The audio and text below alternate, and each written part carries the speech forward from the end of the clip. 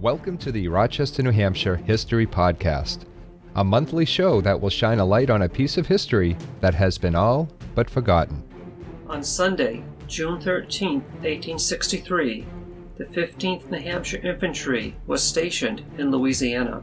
Included in their ranks was George Trickey of Rochester, New Hampshire. He was among the 40,000 Union soldiers camped on the Mississippi River. The mission of the Union Army was to assault the Confederate fortifications of Port Hudson.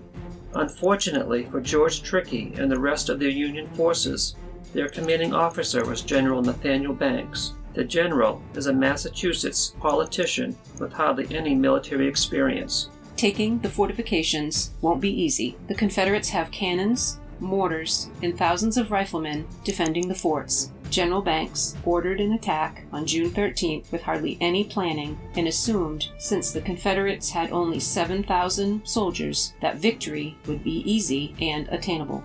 The assault on Port Hudson will be the only battle where George Trickey is seriously wounded. The attack began with Union artillery shelling the Confederates at 11:15 a.m. and lasting through the night.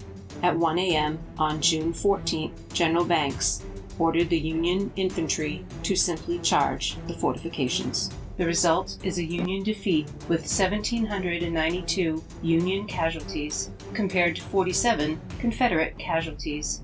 Fortunately, George Trickey and other Union soldiers wrote down their experiences from the battle. Captain Sanborn of the New Hampshire 15th Infantry wrote, At 4 o'clock that afternoon, I was ordered out with 4 companies to support the battery a little to our left. About midnight, I was ordered in with the 4 companies with the purpose of marching around to the south of the rebel works to make a charge, which we did about 7 o'clock next morning on Sunday. During the advance, a small cemetery was noticed into which mortar shells had fallen and exploding in the ground had thrown coffins out upon the surface. Some of the shells made holes large enough to bury a yoke of oxen in.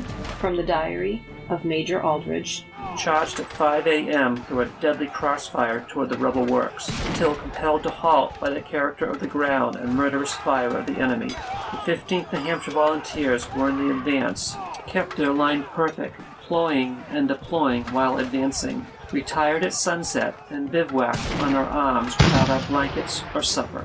From the diary of Corporal Edwards of the 15th New Hampshire, we were out in the rifle pits, supporting the battery till about 12 o'clock, when we returned to camp, and the pickets and sharpshooters were ordered in, and the regiment fell in and marched about 5 or 6 miles before daylight, and waited about 2 hours. When we advanced upon the rebel fortifications, we charged through a ravine about 40 feet deep. When we got out, we came into a road.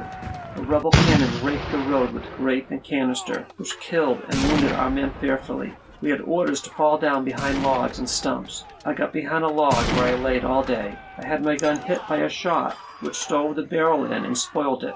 The following is from George Trickey's diary. We joined the regiment a few moments before it made the charge.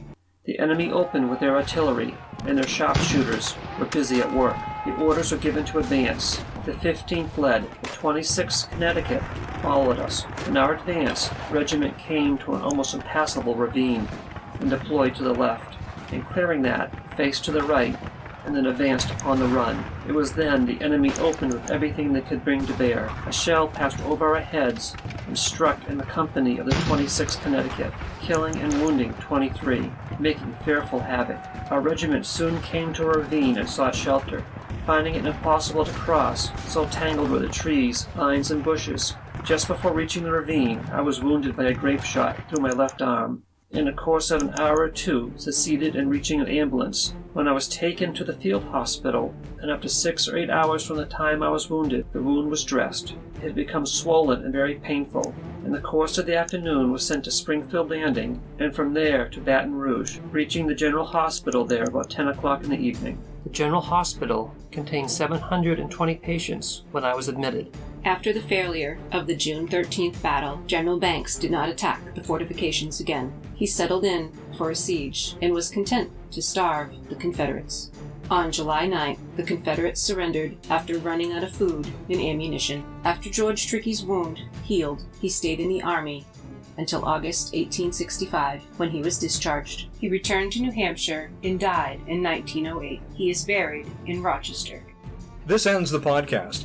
If you have any questions or comments, please email bobgriffinpodcast@gmail.com and come back next month for another episode of Rochester, New Hampshire History.